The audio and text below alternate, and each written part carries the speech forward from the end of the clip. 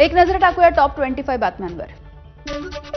नाशिकच्या लासलगावमध्ये कांद्याच्या दरामध्ये गेल्या आठवड्याच्या तुलनेत 250 रुपयांची मोठी वाढ झाली आहे। 1975 रुपये प्रति क्विंटल असलेले दर हे आता 2125 रुपयांपर्यंत गेले आहेत, तर कांद्याला प्रति क्विंटल 3000 रुपये भाव देण्याची शेतकऱ्यांची मागणी।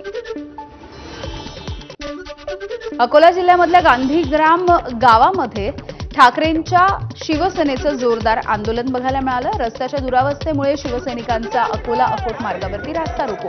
15 दिवसांमध्ये रस्त्याची डागडुजी न झाल्यास अभियंत्याला साडी आणि बांगड्या भेट देण्याचा इशारा। नवी मुंबईमधील चेंबूर वाशीनाका परिसरामधील शंकर मंदिराजवळ नालेसफाई रखडली आहे। नाल्यामधील पाणी थेट रस्त्यावरती येत आहे। ठाकरेंच्या शिवसेनेचं जोरदार आंदोलन। भंडाऱ्याच्या गोसेखुर्द धरणाचे सर्व 33 दरवाजे अर्धा मीटरनं उघडले। 1,30,888 क्युसेक वेगानं पाण्याचा विसर्ग। गोसेखुर्द धरणाच्या पाणलोट क्षेत्रामध्ये मोठ्या प्रमाणावरती पाऊस सुरू आहे। सिंधुदुर्गाच्या सावंतवाडीमधील कोलगाव परिसरामध्ये धावत्या डंपरवरती एक झाड कोसळलं। या दुर्घटनेमध्ये सुदैवानं जीवितहानी झाली नाहीये, मात्र डंपरचं नुकसान झालंय।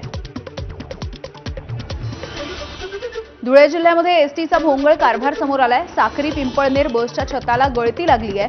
पावसाचं पाणी थेट बसमध्ये शिरत होतं आणि याच बसमधून विद्यार्थ्यांचा जीव मुठीत घेऊन प्रवास। रायगडच्या ताम्हिणी घाटामध्ये दुचाकी घसरल्यामुळे अपघात झालाय। दुचाकीस्वाराचा उपचाराच्या दरम्यान मृत्यू झाल्याची माहिती। अखिल जाधव असं या दुचाकीस्वाराचं नाव आहे। यवतमाळमधले दिव्यांग बांधव हे विठुरायाच्या दर्शनाला निघाले। दिव्यांग बांधवांच्या पायी दिंडीला सुरुवात झाली आहे। 22 गावांचा थांबा घेत 521 किलोमीटरचा प्रवास करत ही दिंडी पंढरपूरमध्ये पोहोचणार आहे।